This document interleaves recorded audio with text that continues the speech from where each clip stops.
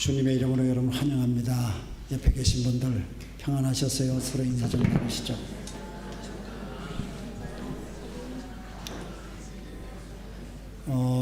오늘 LA에서 미라클 교회 우리 젊은이들이 같이 와주셔서 함께 교제하게 돼서 정말 감사합니다. 또 지난 주간에는 우리 지시의 학교에서 한 주간 또 섬겨주셔서 참 감사했고요.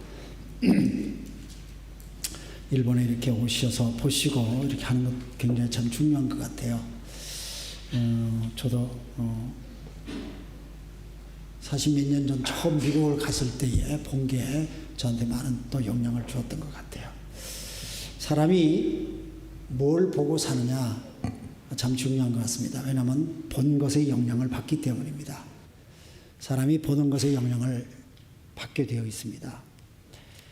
전문적인 학자들의 말을 들으니까 시각적인 정보가 인간의 의식이나 행동, 감정에 있어서 가장 큰 영향을 주고 있다, 그렇게 말을 합니다. 사람들은 많은 것을 보고 삽니다. 그런데 외부로부터의 어떤 정보가 우리 몸속에 이렇게 들어오는데요, 시각을 통해서 들어오는 정보가 사람이 갖는 정보의 한 80%를 차지한다는데요. 그래서 우리 뇌가 뇌가 움직이는데 이 뇌의 움직임의 3분의 1이 시각적인 정보를 통해서 들어온 것으로 우리 뇌가 움직인대요. 그러니까 사람이 뭘 보고 사느냐 하는 것은 참 중요하지 않는가 하는 그런 생각이 듭니다. 그러니까 악한 것을 보면 그쪽으로 영향을 받는 거죠. 그러니까 맨날 요즘은 사람 안 보고 휴대폰 보니까 휴대폰에 뭘 보는지에 따라서 그 사람이 영향을 받는 거죠.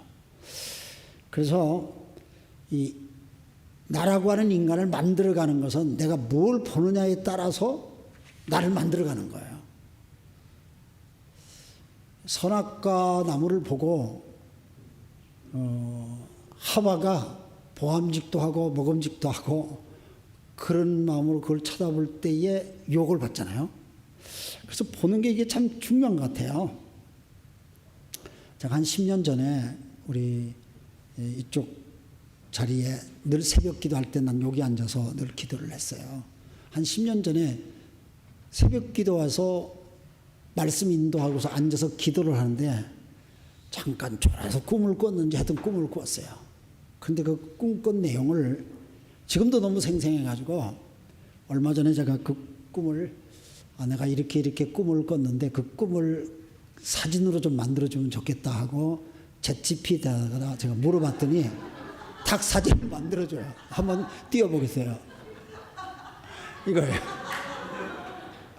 내가 새벽 기도를 하고 기도 중에 내가 막 하늘에 붕 떠서 가와사키 시내를 막 다니는 거예요. 근데 이 꿈을 내가 3번을 동시에 꿔요. 하루에 다 꾸는 게 아니라 3일간을 거쳐서. 그런데 3번째 되는 날은 내가 하늘을 날아? 뭐 이러면서 내가 이게 될까? 하고서는 잠시 꿈속에서 내가 다시 팔을 펼치더라고요. 그리고 이렇게 막 흔들어 보니까 쑥 올라가는 거예요.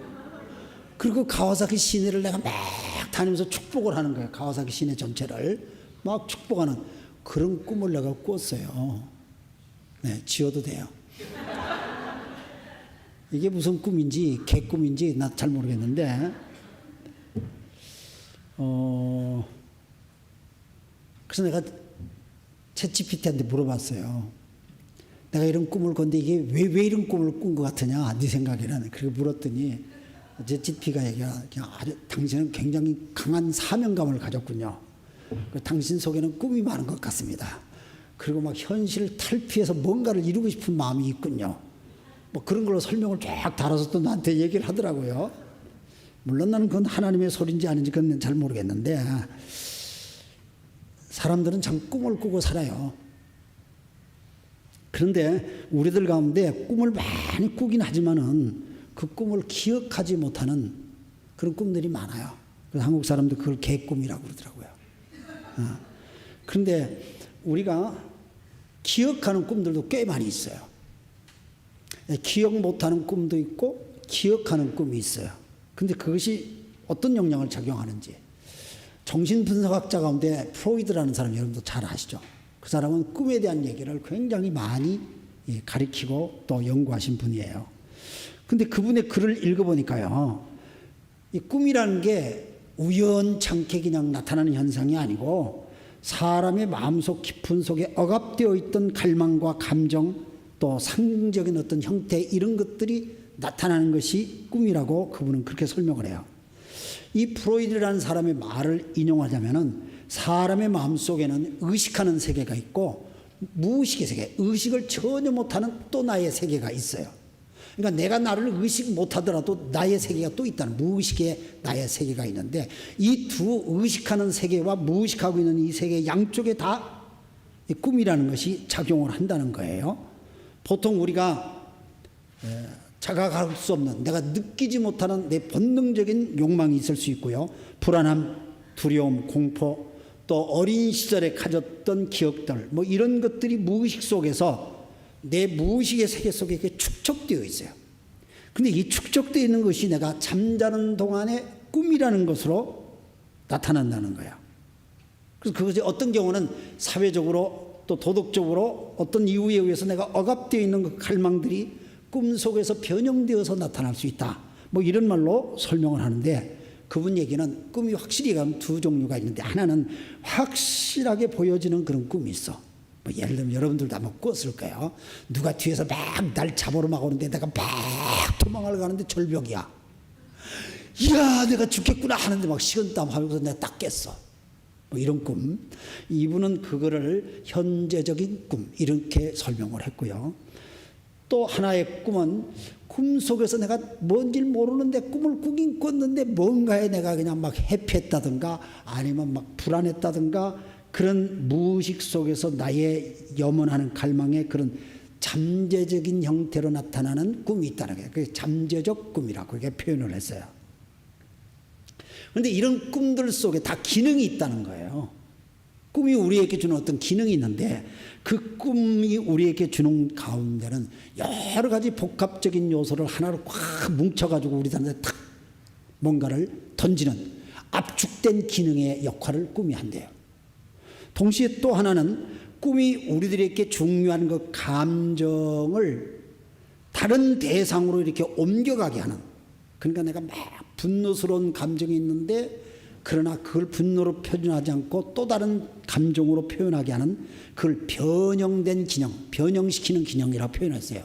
이런 것들이 꿈속에서 이루어질 수 있고, 또 하나 내가 갈망적인 것들이 상징적인 이미지로 나타나서 나에게 그곳으로 향하게끔 하는 그런 기능들도 있다. 뭐 이렇게 꿈에 대한 설명들이 굉장히 많아요. 더 많은 얘기도 할 수 있겠습니다만, 저는 오늘 여러분들과 함께 이 꿈 얘기를 좀 하는 이유가, 우리가 창세기를 묵상을 하는데 창세기 37장부터는 요셉에 대한 얘기가 쭉 50장까지 나오거든요. 근데 요셉 그러면 꿈의 사람이잖아요. 이 사람은 꿈 때문에 고생도 엄청나게 하지만 꿈 때문에 하나님의 복을 이뤄나가는 사람이에요. 하나님의 뜻을 이뤄나가는 사람이에요. 여러분 창세기 37장에 보면 요셉이 꿈꾼 얘기를 하잖아요. 들판에 나가서 일을 해서 들판에서 이렇게 단을 묶었는데, 수학의 단을 묶는데 자기가 묶은 수학의 단, 볕단을 이렇게 묶으니까 자기 볕단이 딱 벌떡 일어서더니 자기 볕단이 딱 세워지니까 형들이 만들어 놓은 볕단들이 쫙 만들어서 자기 주변 앞에 딱 엎드리더니 자기가 만든 볕단을 향해서 절을 하더라는 거예요. 그런 꿈을 꿨으면 혼자 속으로 새겨야 되는데, 이 요셉이 형들한테 그걸 막 얘기하죠. 막 형들한테 얘기하니까 형들이 막 화가 나는 거야. 야 이놈아, 뭐 네가 뭐 우리들의 임금이라도 된 거냐? 막 이러면서 형들이 그때부터 요셉을, 이놈은 미친 꿈을 꾸는 놈이다 하고서 형들이 요셉을 이지매하기 시작하는 거야. 막 공격을 해요. 그러니까 형들이 그렇게 하는데도 불구하고 요셉이 꿈꾼 얘기를 계속 그러고 사니까 이 형들이 뭐라고 그래요? 그 요셉을 어떻게 처리하겠다고 그래가지고 처음에 어떤 사람이 막 죽이자 이런 말도 나왔는데, 야 우리가 형제를 죽일 수가 있냐 이렇게 해서 결국은 지나가는 상인 미디안 장사꾼한테 요셉을 팔아버려요. 돈을 받고 팔아버려요. 그러고 난 다음에 이 요셉이 팔려가는데 이 장사꾼들이 그 요셉을 애굽으로 끌고 가서 이집트로 끌고 가서 이집트의 바로 왕의 신하인 보디발이라는 사람한테 팔아버려요. 문제는 그 집에서 또 일어나죠. 이 요셉이 어디 가든지 그냥 열심히 일을 하고 그 용모가 준수해서인지 그 보디발의 부인 아내의 유혹을 받게 돼요. 그 유혹을 거부함으로 인해서 요셉이 억울한 누명을 쓰고 감옥에 들어가지 않습니까? 근데 요셉이 참 독특한 것은 상황이 어떻게 바뀌더라도 그는 하나님을 잊지 않고 살아요. 어떤 상황 속에서도 기도하고 어떤 상황 속에서도 하나님을 의지하는 것이 요셉의 힘이었습니다. 그래서 요셉이 그 감옥 속에 들어가면 또 하나님은 뜻이 있겠지 하고 보니까 그 감옥 속에서 자기 외에 또 다른 감옥에 들어와 있는 바로의 관리 두 사람이 있었는데 우리 세번역 성경에 보니까 술잔을 올리는 시종장이라고 그러고 또 빵을 구워 올리는 시종장, 뭐 쉽게 얘기하면 왕의 파티를 담당하는 책임자하고 또 왕의 식사를 담당하는 책임자 두 사람이 어떻게 바로 왕 앞에 잘못된 일을 했는지 그들이 감옥에 갇혀오게 됐다는 얘기입니다. 그래서 늘 그곳에 그런 사람들과 지내는 가운데 요셉은 하나님 앞에 기도하고 하나님과의 깊은 교제에 빠져 있는 모습을 볼 때, 그런데 어느 날 밤 이 두 바로의 신하 두 사람이 감옥 속에서 꿈을 꿔요. 사람이 꿈을 꾸면요, 기분이 좋은 꿈도 있고 기분이 나쁜 꿈도 있어요. 꿈을 꾸고 나서 아침에 기분이 좋다 할 때도 있고, 꿈을 꾸고 나서 막 그날은 불쾌해가지고 막 직장 가기도 싫고요, 막 이럴 때도 있어요. 그런데 이 두 사람이 꿈을 꿨는데 두 사람이 대조적으로 그런 표현들을 하는 거예요. 그러면서 요셉이 늘 하나님 앞에 기도하니까 이 아마 두 사람이 요셉한테 꿈 얘기를 했던 것 같아요. 그래서 이 술 맡은 관원장이라는 사람, 떡 맡은 관원장 각각 자기의 꿈을 쭉 얘기를 하니까 요셉이 그 얘기를 다 들으면서 원래 꿈을 푸는 것은 하나님 손에 달려 있습니다. 내가 하는 게 아닙니다. 이러면서 그 두 사람의 꿈을 소위 해몽을 해줘요. 저는 꿈을 꾸는 것도 참 중요하지만 꿈을 푸는 것이 더 중요하다고 생각을 해요. 수많은 사람들이 꿈을 꾸고 있지만은 꿈을 어떻게 푸느냐 하는 것이 그 사람에게 큰 영향을 미친다고 생각해요. 그런데 요셉이 그 꿈을 풀어서 주는데 한마디로 얘기하면 어떻게 되냐, 왕의 술잔을 올리는 그 시종장이라고 하는 사람은 당신은 3일 뒤에 왕이 불러서 본래 당신이 해왔던 일에 복권이 되어서 나라를 위해서 왕을 위해서 일할 것입니다. 그런데 빵을 구워서 왕의 식사 자리를 늘 준비하는 그 사람에 대해서는 말하기를 당신의 꿈은 참 안 됐습니다. 당신은 3일 뒤에 아마 어려움을 당할 것입니다. 준비하는 게 좋겠습니다. 어쩌면 당신의 생명이 이걸로 끝날지도 모르겠습니다. 하고 그 얘기를 해줍니다. 참 요셉이 한 사람의 살 길과 한 사람의 죽음의 길을 그대로 다 꿈을 해몽하면서 그 얘기를 다 얘기를 해줘요. 여러분, 꿈에 대한 얘기가 성경에 얼마나 많이 나오는지 모릅니다. 굉장히 꿈 얘기가 의외로 많이 나와요. 꿈 얘기가. 오늘 우리가 꿈 얘기를 굉장히 참 무시하는 사람들도 많이 있고 또 꿈을 너무 의존하는 사람들도 많이 있어요. 그래서 저는 여기에서 좀 꿈에 대한 얘기를 조금 더 하고 싶은데요. 창세기만 봐도 꿈 얘기가 10가지 이상이 나와요. 꿈 얘기가. 신약성경 마태복음 보면 6가지의 꿈 얘기가 나와요.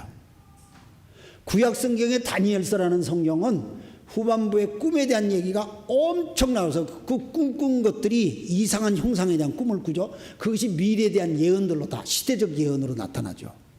그래서 우리가 꿈을 통하여서 하나님의 역사하심을 우리가 부인할 수가 없어요. 아까도 말씀을 드렸습니다마는 우리들은 잠자는 동안, 다른 말로 하면 무의식의 세계 속에서 나타나는 비춰지는 그 꿈을 통해서 무슨 의미를 가지고 있는지 궁금해하는 것이 우리들 아닙니까? 꿈을 전혀 한 번도 꾸지 않았다는 사람은 없을 거예요. 어디선가 묻던 상황에서도 꿈을 꾼 사람들이 다 있는데, 근데 그 꿈이 어떤 의미로 나한테 다가오는 것에 대해서 많은 사람들이 궁금해하고 잘 모르고 있습니다. 저는 그래서 오늘 성경에 보니까 이 에집트의 바로 왕에게도 꿈이 꾸어졌고 또 이 바로의 그 관리들이었던 술 맡은 관원장이나 떡 맡은 관원장 이 두 사람이 요셉과 함께 있던 그 감옥에서 꿈을 꿨던 것을 보면은, 근데 그들이 꿈을 꾸고 난 다음에는 자기들의 장래와 연결되어서 고민을 하지 않습니까? 그래서 우리가 꿈속에서 하나님께서 뭔가 우리들에게 하나님이 말씀하시고 아니면 또 다른 것이 우리들에게 영향을 주고 있다는 것을 생각할 때에 꿈에 대한 얘기는 간단히 우리가 접어버릴 수가 없지 않겠나 하는 생각이 듭니다. 그럼에도 불구하고 저는 먼저 여러분들에게 꿈에 대한 조심해야 될, 경계해야 될 내용을 좀 먼저 말씀을 좀 드리고 싶습니다. 왜냐하면 이 꿈이 굉장히 중요하다 보니까 악한 영들이 그걸 알아요. 그래서 악한 영들도 우리들의 꿈을 통해서 들어와서 우리의 생각을 지배하려고 그래요. 사람이 꿈을 통하여서 무엇의 영향을 받냐면은 의식의 영향을 받거든요. 그 의식 속에 중요한 게 생각하고 사는 거예요. 그런데 생각하고 사는 것에 영향을 주는데, 이런 것들이 마귀도 사탄도 그걸 알기 때문에 우리들 속에 그렇게 영향을 주려고 꿈을 이용한다는 거예요. 구약성경 에레미야 23장 25절 말씀에 보면 거짓 선지자의 특징이 뭐냐면은 나는 꿈에 봤어. 나는 꿈에 봤어. 이 말을 자주 한다는 거예요. 그래서 근데 그 거짓 선지자들은 전부 다 자기 욕망을 사람들 앞에 관철시키려고 그렇게 말을 하기 위해서 꿈에서 봤다는 얘기를 자주 한다는 거예요. 그래서 맨날 꿈 얘기만 하고 있는 사람들 조심해라. 성경은 그렇게 얘기해요. 신명기 13장 1절에서 3절 말씀에 보면은 이 꿈을 얘기하는 사람들의 특징은 꿈을 통해서 기사와 표적, 무슨 기적이 일어났다, 꿈을 통해서 내가 이런 걸 경험했다, 막 이렇게 얘기하는데, 근데 그렇게 하면서 그 사람들이 하나님 이외의 다른 우상의 신들을 섬기도록 우리를 끌고 나가게 한다면 그 꿈은 거짓된 꿈이니 그걸 믿지 말아라, 그렇게 설명하고 있어요. 그러니까 꿈을 통해서 우리가 하나님께로 이끌려 나가는 것이 있고, 꿈을 통해서 세상으로 끌려가는 게 있다는 거예요. 그러니까 세상으로 끌려가는 게 있다면 그거는 따르지 말라는 얘기예요. 그런 꿈은.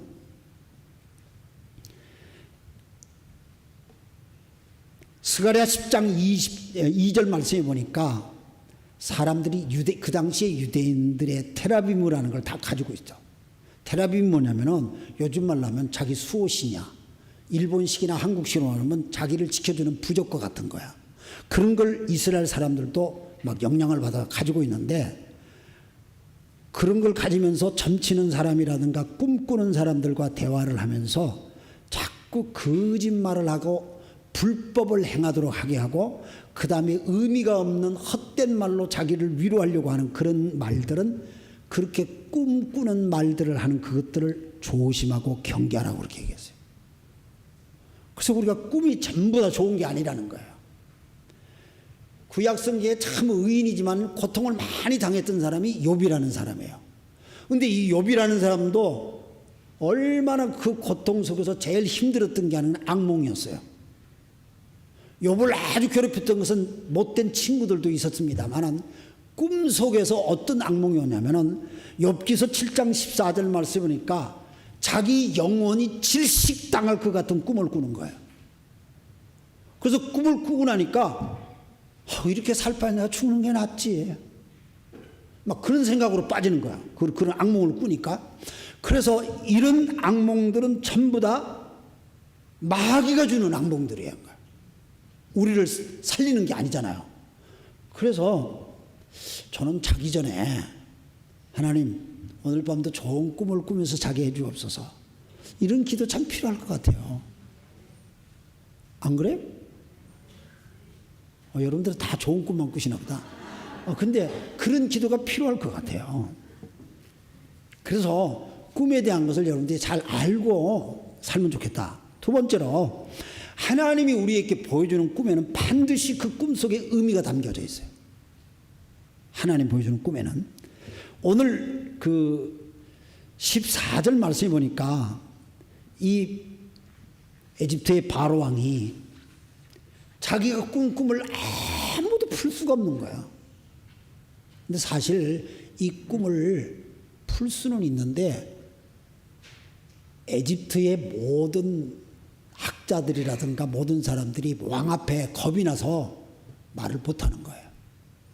왜냐하면 나일강변에서 꿈속의 나일강변에 살찐 암소 7마리가 나타나고 그 다음에 삐쩍 말라버린 소 7마리가 나타나는데 나중에 나타난 삐쩍 말른 소가 살찐 암소 7마리를 다 잡아먹는다는 거예요. 그 다음날 또 꿈을 꿨는데 한 줄기가 딱 나와서 싹이 나와서 막 열매가 맺혀지는데 7가지의 열매가 풍성히 맺혀졌는데 그 줄기에서 또 하나 7가지가 또 나와서 7열매가 맺는데 이건 삐쩍 말른 열매가 없는 그런 가지가 나타난 거예요. 그런데 이 삐쩍 말른 것들이 아주 풍성한 수확을 맺은 곡식들을 다 삼켜버렸다는 거예요. 이런 꿈을 꿨는데 아무도 그거를 풀지 못한다는 거야. 그런데 이게 애굽 사람들의 일반 상식으로 보면요, 나일강변에서 그 꿈을 꿨다. 그 말은 나일강은 애굽의 젖줄이거든요. 그러니까 에집트 전체를 상징하는 그런 말이 있고요. 7이라는 것은 또 풍년이 들었다, 기근이 왔다, 이거는 잘 됐다가 망한다, 뭐 이런 말이잖아요. 그리고 암소들이, 살찐 암소들이 다 잡아먹혔다, 이런 말이 나오는데 사실은 애굽 사람들도 암소를 신으로 모시거든요. 그러니까 자기들의 신이 다 없어진다, 애굽 사람의 관점에서 해석하더라도 그런 말이 나올 수가 있는 거예요. 근데 아무도 그걸 못 풀고 다 물러가는 거예요. 그런데 그 요셉과 함께 감옥에 있었던 술 맡은 관원장이 요셉을 생각을 하고 왕한테 소개를 하죠. 그래서 왕이 꿈은 왕이 꿨는데 그 꿈을 풀 사람으로, 꿈을 해몽할 사람으로 요셉을 찾게 되고 감옥에 있던 요셉을 불러냅니다. 이게 놀라운 거예요. 하나님은 바로에게 꿈을 주었는데 그 꿈을 통해서 억울한 누명 속에 있던 요셉을 감옥에서 끌어내요. 구출해내요. 꿈을 통해서 하나님 벌써 일하고 계시는 거예요. 요셉은 모든 꿈은 하나님이 풀어주신다. 모든 꿈에 대한 해답은 하나님께 있습니다. 이게 요셉이 갖는 신앙이에요. 그래서 요셉이 바로왕 앞에 딱 섰을 때 오늘 성경에 보니까 요셉이 바로왕이 부르니까 뭐 수염도 깎고, 그러니까 2년 동안 같이 있었거든요. 2년 동안 수염을 못 깎았던 것 같아. 그래서 옷을 단장하고 이제 왕 앞에 나갔으니까 이 요셉이 완전히 그냥 바뀌어진 거죠. 그래서 왕의 그 꿈을 전부 다 듣게 돼요. 말씀드린 대로 7 살찐 암소, 아주 말라 비틀어진 또 소 7마리가 다 잡아먹는 뭐 이런 얘기를 다 듣고 요셉이 왕이 꾸신 꿈은 하나님께서 풀어주실 것입니다 하고, 그 꿈은 하나님이 보여주시는 위대한 것입니다. 왜냐하면 2번 반복해서 하는 것은 반드시 하나님이 계획하시고 하나님이 이 일을 진행할 것이라는 것을 주시는 암시입니다.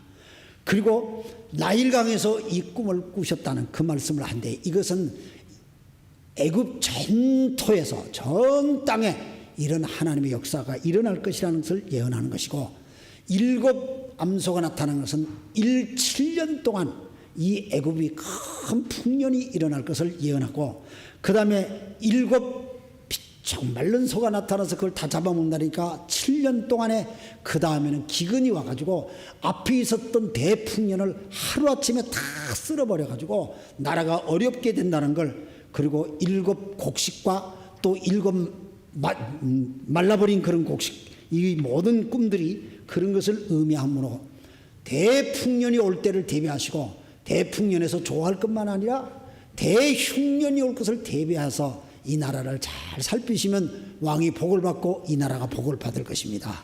요셉이 그렇게 꿈을 해몽을 해요. 저는 요셉의 해몽을 들으면서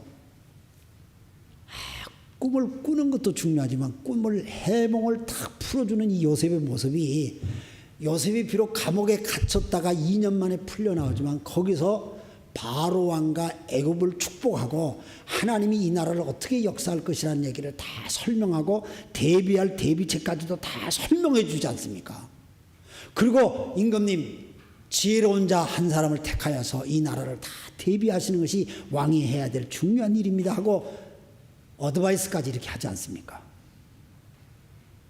저는 이걸 보면요, 성경이 이렇게 연결되면서 참 하나님께서 이렇게 일하시는구나, 하나님은 이런 의미로 바로에게 꿈을 주셨구나, 이런 생각이 들어요.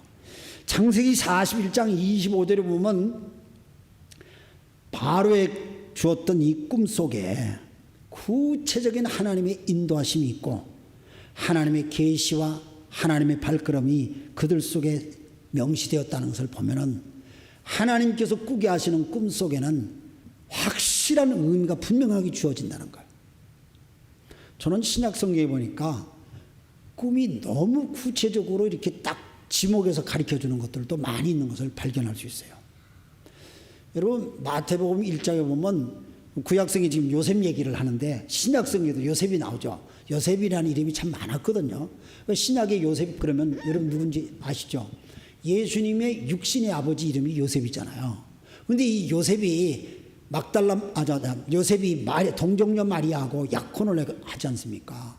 근데 약혼인데 조금 있다 보니까 막 배가 불러서 마리아가 애를 가진 것을 느끼게 되죠. 자기하고 합방을 하고 결혼한 게 아닌데 그 마리아가 배가 불러져서 임신한 걸 알게 되니까 이 요셉이 얼마나 고민이 됩니까? 그래서 성경에 보니까 마태복음 1장 20절에 보니까 내가 이걸 부끄러워서 지워야 되겠다. 요즘 말로 하면 애를 떼야 되겠다는 그런 말로 해석이 되어 있고, 나 이 여자하고 결혼 안 할래. 이제는 이 여자하고 내가 끊을래. 이렇게 요셉이 마음에 결정을 했다는 거예요. 근데 요셉이 그런 결정을 했을 때에 그날 밤 꿈에 천사가 나타나요. 꿈에 천사가 나타나서 요셉이 그런 마음의 결정을 했는데, 다윗의 아들 요셉아,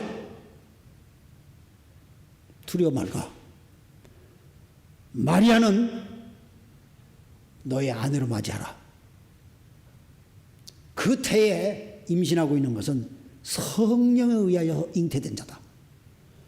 꿈속의 천사가 하나님의 음성을 요셉에게 들려줘요. 그러니까 이렇게 꿈에 확실하게 분명하게 하나님께서 가르쳐 주는 것이 있다 이거예요. 그뿐입니까? 예수님이 태어나가지고 헤롯 왕이 예루살렘, 베들레헴, 이스라엘 전체에서 2살 미만 아이들을 다 죽이겠다는 계획을 세웠을 때에 마태복음 2장 13절 말씀에 보니까 하나님의 천사가 또 꿈에 요셉에게 나타납니다. 요셉아, 빨리 일어나라. 그리고 아기와 함께 그 엄마를 데리고 저 애굽으로 피난 가라. 왜냐하면은 내가 너희를 다시 돌아오라고 말하기 때까지는 그곳에 그냥 있고 지금 헤롯 왕이 너희들을 찾아서 죽이려고 한단다. 이걸 다 전해주는 거예요. 그러니까 하나님의 영은 꿈을 통해서 우리가 알아야 될 정보도 알려주시고 무슨 행동해야 될 것을 다 알려주신다는 거예요. 이게 구약성경만이 아니고 신약성경에도 그렇게 있다는 얘기예요. 신약성경에는 바울과 같은 사람도 꿈속에 하나님이 인도하심, 자기는 가고 싶은 곳은 이쪽 오른쪽으로 가고 싶은데 하나님은 자꾸 왼쪽으로 가라고 꿈속에 나타 말씀을 하신다든가 이런 것들이 바울에게도 있었죠. 예수님 출생에 대한 얘기를 조금 더 하자면요, 여러분 동방박사들이 베들레헴 말구역간에 예수님 태어난 걸 찾기 위해서 왔는데 가까이 왔는데 어느 집인지 몰라가지고 헤롯 왕에게 가죠. 이 땅에 왕이 태어난 것으로 알고 있는데 어느 집에서 태어난지 가르쳐 주십시오. 그렇게 하니까 헤롯 왕이 몰라요. 그래서 그 동방박사들한테 헤롯 왕이 뭐라고 그래요? 당신들이 그 집을 찾아서 왕에게 경배를 하면 돌아가는 길에 나한테 일러주시오. 나도 가서 좀 경배하겠습니다. 그러나 그 집을 찾으면 내가 그 애를 죽이겠습니다. 그 뜻이죠. 근데 이 동방박사들이 예수님 아기에게 경배를 하고 난 다음에 돌아가려고 하니까 그날 밤 꿈속에 주의 천사들이 뭐라고 그래요? 헤롯에게 가지 말아라. 너희들이 집으로 곧바로 돌아가거라. 좀 이런 걸 보면요, 하나님을 믿거나 안 믿거나 관계없이 하나님은 사람들에게 꿈에서 지시하고 있다는 걸 알 수 있어요. 성경에 그런 기록들이 참 많은 것 같아요. 그래서 우리가 꿈을 너무 지나치게 내 마음대로 해석하는 게 문제예요. 그런데 바르게 해석을 한다면 꿈은 굉장히 참 귀한 것 같아요. 구약 성경이나 신약 성경은 그걸 다 설명을 해줘요. 창세기 20장 보면은 아브라함이 게랄 지방으로 여행을 가는데 여행 가면서 걱정되는 게 있었어요. 왜냐하면 아직 아기가 없고 사라 부인하고 자기 둘이서 여행하니까 아마 사라가 이쁘게 잘 생겼던 것 같아요. 그러니까 여행을 하면서 걱정이 돼요. 내 아내가 너무 이쁘기 때문에 내 아내를 뺏기 위해서 어떤 사람들이 나를 이방 사람들이 죽일지 모르겠다. 그러면서 자기가 자기 아내를 여동생이라고 하자 이렇게 생각을 하고 사람들이 물으면 누구냐 그러면 여동생이라고 거짓말을 해요. 참 남자들이 너무 치사하죠. 그러니까 난 아브람 보면 남자가 굉장히 치사하다는 느껴져요. 지 살겠다고 자기 아내를 누이라고 그렇게 거짓말을 하냐. 그러니까 그 사람이 누이라고 그러니까요. 그 게랄 지방의 왕이었던 아비멜렉이라는 왕이 야, 그 잘생긴 여자 나한테 데리고 와라. 뭐 자기 첩으로 삼겠다 이렇게 했겠죠. 근데 만약에 이 아비멜렉 왕이 그 사라와가 첫날 밤을 딱 지내버려서 임신을 만약에 시켰다고 하면서 가정을 해봅시다. 그러면 사라의 몸에서 앞으로 하나님의 계약의 아들인 이삭이 태어나야 될 텐데 이삭이 태어나기 전에 딴 아들이 태어난다는 얘기가 나올 수 있지 않습니까? 그러면 성경이 전부 다 거짓말 되는 거예요. 안 그러겠어요? 그런데 아비멜렉이 사라를 딱 데리고 가서 어떻게 하려고 하는 그 전에 하나님이 꿈속에 아비멜렉이 나타나요. 아비멜렉아, 정신 차려 이놈아. 너 그 여자한테 손대려고 그러지? 너 그 여자 손대면 너는 그날 네 목숨은 날아가는 거야. 하나님께서 그냥 팍 야단을 쳐요. 그래서 이 사람이 꿈에서 벌떡 깨가지고 야, 그 사라는 여자 그 같이 오빠라고 하는 남자 데리고 와봐라. 물어보니까 오빠가 아니고 남편이거든. 당신이 왜 나한테 거짓말 했냐면서 막 야단을 쳐가지고 그 사람한테 손을 대면 자기가 죽을 것 같으니까 선물을 줘서 빨리 가라고 보내버려. 저 그걸 보면은 하나님은 참 절묘한 때에 절묘한 꿈으로 역사를 해요. 그래서 여러분 예수 안 믿는 이웃들한테 막 사정 애걸복걸 하기 이전에 하나님 꿈에 나타나서 저 사람을 확 좀 잡아주세요. 그렇게 기도하세요. 여러분 지금 이슬람권 나라들이 있죠. 중동 이슬람을 믿는 그 나라에서 예수 믿는 사람들이 엄청나게 막 나와요. 근데 거기서 누가 전도도 못해요. 거기서 누가 성경을 주면 그냥 잡혀가고 감옥에 들어가 버리거든요. 그런데 어떻게 해서 그 속에 예수 믿는 사람이 이렇게 막 나올까? 거의 10명 예수 믿는 사람이 이슬람 사람들 10명 가운데 예수 믿는 사람이 나오는 사람들 보면 7, 80%가 꿈에서 예수님이 나타났다는 거예요. 한 번도 예수님 얘기를 들어본 적이 없는 사람들이에요. 그런데 그런 얘기가 지금 아주 비일비재합니다. 그래서 우리가 이 꿈을 통해서 하나님은 우리들에게 구원의 길을 열어주시고 꿈을 통해서 하나님의 영광스러운 일에 동참하게 하시고 꿈을 통해서 죄 짓는 일을 못 짓게끔 딱 막아주시고 꿈을 통해서 우리들에게 위험한 길을 가지 않도록 돌려주시고 꿈을 통해서 바른 길을 가게 하시고 그러니까 꿈에는 의미가 있다는 거죠. 꿈에는 의미가 있다는 거예요. 그래서 우리가 문제는 꿈을 어떻게 풀 것이냐. 그래서 마지막으로 말씀드린 게 세 번째로 하나님 보여주는 꿈 속에는 하나님의 약속이 실현되는 것을 풀어야 되는 거예요. 하나님의 약속이 실현되게 푸는 꿈은 바르게 푸는 것이고 그렇지 않은 것은 개꿈인 거예요. 그다. 그래서 하나님의 약속이 실현되는 꿈이 뭔가? 여러분 생각해 보세요. 요셉이 형들한테 팔려갔잖아요. 어떻게 보면 인신매매를 당한 거죠. 세상에 그 뭐 노예로 끌려가는 거잖아요. 그리고 보디발 집에 감옥에 들어가 가지고 뭐 기댈 게 누가 있습니까? 일가 친척 누가 있습니까? 아무도 없죠. 절망적인 상황이 있잖아요. 기대할 상황이 아니에요. 굉장히 참 억울한 상황이지만 그러나 요셉은 한 가지 중요한 걸 했어요. 어떤 장소에 있지라도 요셉이 늘 하나님을 붙들고 사는 거예요. 하나님 내 사정 아시죠? 하나님 저희 형편을 아시죠? 어떤 어려운 환경 속에도 하나님을 붙들고 사는 것은 놓치지 않아요. 변하지 않는 그 하나님과의 깊은 교제, 하나님과의 깊은 교제가 요셉을 지키는 거예요. 하나님과의 깊은 교제가 있었기 때문에 요셉이 끌려가더라도 팔려가더라도 감옥에 있더라도 흔들리질 않아요. 그래서 그 속에서 사람들이 꿈을 꾸고 혼란스러운 것을 풀어주는 소위 꿈을 푸는 사람이 돼요. 그걸 한마디로 하면 지혜예요. 지혜로 사는 거예요. 지혜는 하나님께로부터 오는 선물이에요.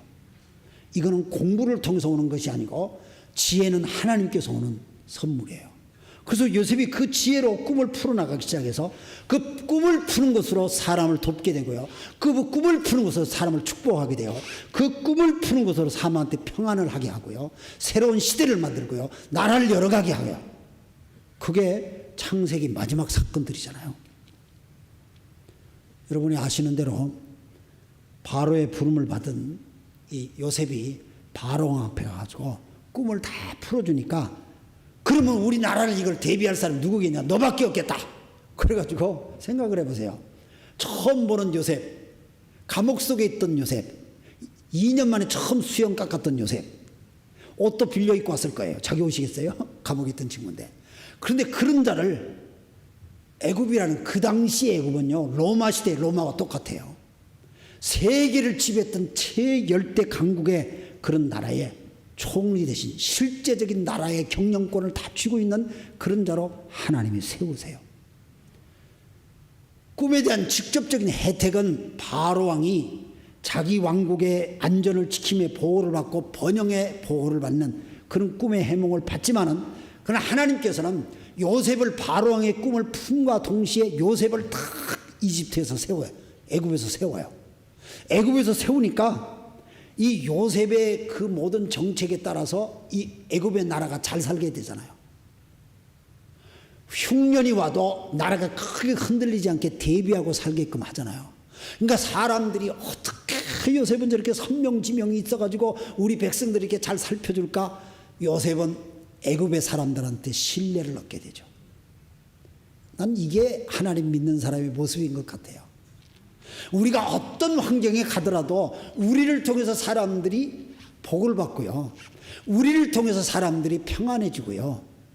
그 저는 생각해요. 우리 교회가 여기 있으므로 이 동네가 깨끗해지고 우리 동네가 여기 있어서 이 가삭이 환해지고요. 제가 이 동네에 살아서 여러분들이 이 동네에 살아서 이 동네가 환해진다면 생각해 보세요. 그러면 여러분들이 딴 동네 이사 가려고 그러면 사람들이 다 붙잡을 이사 가지 마세요. 저 양반 이사 간다니까 빨리 이사 가라. 어떤 분이 한번 생각해 보세요. 요셉이 가는 곳에 사람들의 억울함을 풀어줘요. 요셉이 가는 곳에 사람들의 답답함을 풀어줘요. 요셉이 가는 곳에 사람들의 하나님의 복을 넘치게 해줘요. 이게 꿈을 푸는 사람이에요. 그래서 저는 오늘 여러분께 꿈꾸는 자로 끝나지 말고 꿈을 푸는 자로 삽시다, 이렇게 말하고 싶어요. 그래서 정말 저는 이걸 느끼면서, 여러분 창세기를 우리가 지금 창세기 쭉 묵상하잖아요. 창세기 묵상을 제대로 하신 분이라면 아마 느끼셨을 거예요. 여러분, 요셉은 아버지가 야곱이었죠. 그 아버지의 아버지는 이삭이죠. 이삭의 아버지는 아브라함이죠. 그래서 모든 유대인들은 아브라함의 하나님, 이삭의 하나님, 야곱의 하나님 이렇게 부르짖었던 거예요. 그것은 하나님이 약속하신 것을 대를 이어가면서 이루어 주신다는 뜻이에요. 이거를 어려운 말로 계약신앙이라고 그래요. 그래서 우리는 오늘날 내가 이뻐서 하나님이 복을 주시는 게 아니고 하나님이 내 믿음의 선조를 통해서 약속해 주신 그 계약, 약속이 있기 때문에 오늘 나를 기억하시고 복을 주시는 거예요. 그래서 우리는 이걸 붙들고 사는 거예요. 근데 하나님은 이 약속하신 것을 반드시 이루어 가실 거거든요. 근데 이루어 가시는 그것을 내가 이 땅에 살면서 경험하는 것이 얼마나 해피하겠어요. 그걸 모르고 사는 사람은 꿈을 꾸긴 꿨는데 맨날 불안하기만 해. 근데 그걸 알고 사는 사람은 매일 꿈이 실현되어 가는 것을 느끼고 있는 거죠. 창세기 12장 1절부터 3절 말씀을 보면은 하나님께서 아브라함에게, 아브라함이 원래는 갈대아 우르라고 하는 우상 동네에 살지 않았습니까? 하나님 그를 어느 날 딱 찾아서 불러내가지고 가나안으로 가라. 네가 순종해서 가면 내가 너를 큰 민족으로 만들겠다. 아브라함이 그때 그냥 자기 부인 사라하고 둘밖에 없는데 75살이거든. 근데 딱 불렀는데 하나님 그렇게 말씀을 하고 내가 너를 축복하겠다. 그리고 네 이름을, 아브라함의 이름을 모든 민족이 뛰어나게 내가 하겠다. 내가 너를 축복한다. 그리고 너를 축복하는 자를 너를 축복하는 이웃도 내가 축복하겠고 너를 저주하는 사람은 내가 저주해 주겠다. 세상 모든 사람들이 너로 인하여 복을 받을 것이다. 흔히들 우리가 이걸 얘기하기를 복의 근원이라다 그렇게 얘기하지 않습니까? 그러니까 사실 하나님이 우리의 믿음의 선조인 아브라함을 부를 때 그렇게 불렀다는 거예요. 근데 그건 하나님께서 아브라함과 맺은 약속, 우리 한국 사람들에게는 언약이라고 그래요. 하나님이 일방적으로 맺어준 약속이라고 그래서. 근데 그걸 우리가 붙들고 있기 때문에 우리는 다 영적으로는 아브라함의 자손이거든요. 이건 로마서가 그렇게 설명을 해요. 그래서 우리가 그것을 붙들고 믿음 생활을 하니까 하나님께서 창세기 10장에서 약속해 주신 그것을 내 인생을 통해서 어떻게 그걸 이루어 가시고 계시는가 하는 걸 이 땅에 살면서 경험을 한다면은 성경이 문자로 끝나지 않냐고 내 삶 속에 확실한 열매를 내가 누리고 사는 거 아니겠어요? 그래서 하나님이 그걸 꿈을 통해서도 이루어준다고 저는 믿어요. 요셉이 애굽의 총리 대신이 되고 자기의 일가 친척들이 다 애굽 땅으로 소위 이민을 와요. 그 이민 오는 내용이 창세기 46장 기록되어 있어요. 요즘은 미국 이민 가려면 다 뭐 대사고야 이렇게 뭐 비자도 받고 하잖아요. 그 당시 뭐 요셉이 총리 대신이니까 오라는 말 한마디만 딱 던지니까 무사 통과로 다 가족들이 다 오죠. 그런데 창세기 46장에 보면 그 가족의 이름이 다 한 사람마다 이름이 다 기록되어 있어요. 그 이름 숫자를 세면 전부 다 70명 이름이 나와요. 그러니까 자기 아버지 야곱하고 그 다음에 그 형제들, 형제 부인, 자식들 이름까지 다 거기 나와요. 일가족이죠. 그러니까 아브라함이 벌써 이삭을 낳고 이삭의 자손 가운데 야곱의 자손이 가족이 좀 늘어가지고 자, 아브라함과 사라 두 명부터 시작된 하나님의 약속이 이제 70명까지 왔던 거야. 근데 그게 애굽 땅으로 좀 이민을 가는 거죠. 여러분 놀랍지 않아요? 재밌지 않아요? 아우 저는 그냥 막 재밌어요 이게. 그 70명이 그러는데 이 70명이 이동을 할 때요. 아버지 야곱이 굉장히 자기 아들이 애굽에 가서 총리 대신이 됐다니까 막 놀랬기도 하고 가슴이 두근두근 할 거 아니에요. 그런데 정말 내가 이게 가야 될까 말아야 될까 막 이런 생각도 있었을 것 같아요. 그런데 창세기 46장에 보니까 야곱이 다 이렇게 막 뭐 요즘처럼 뭐 비행기를 타고 가겠어요. 뭐 KTX를 탔겠어요. 신간선이 있었겠어요. 그런 게 없잖아요. 걸어가는 거잖아요. 그런데 걸어가면서 어느 날 밤에 꿈에 하나님이 나타나서 야곱에게 말씀해요. 야곱아, 야곱아, 하나님 부르세요. 야곱이 꿈에 하나님 제가 여기 있습니다. 하나님께서 말씀하세요. 야곱아, 내가 너의 하나님이 아니냐? 내가 너 아버지의 하나님이다. 무슨 말이에요? 약속한 것을 기억하고 있는 하나님이다 이 말이에요. 네가 애굽으로 지금 내려가는 걸 두려워하는데 두려워하지 말아라. 내가 너를 큰 민족으로 만들 것이다. 그리고 내가 너와 함께할 애굽으로 내려간다. 그리고 반드시 내가 너를 다시 데리고 올 것이다.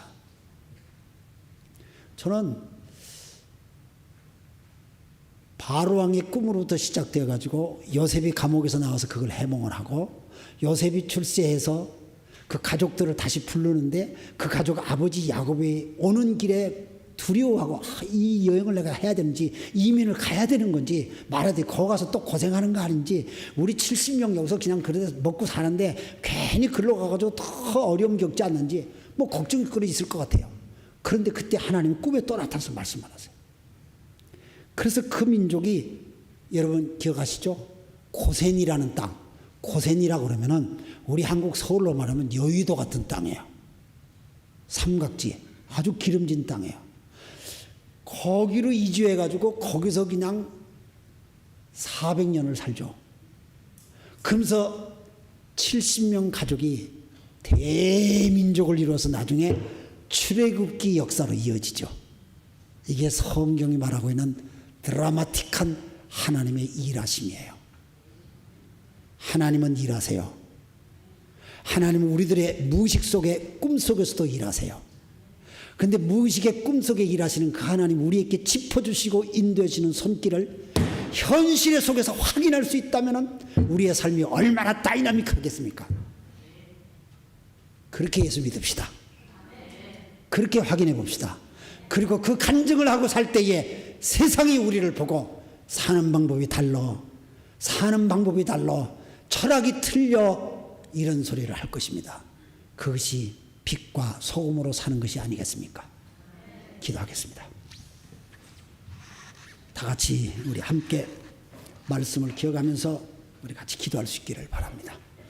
우리 다 같이 함께 합심해서 기도하십시다. 자비하신 아버지 하나님, 주님 은혜와 사랑을 감사합니다. 오늘도 우리와 함께 하시고 오늘도 우리를 끌어주시어서 우리의 꿈속에 말씀하시고 우리가 어떤 꿈을 꾸더라도 하나님이 풀어주시고 하나님이 말씀해 주시고 하나님으로서 인도하신 우리가 가져야 되겠습니다. 하나님 도와주시고 하나님 역사해 주세요.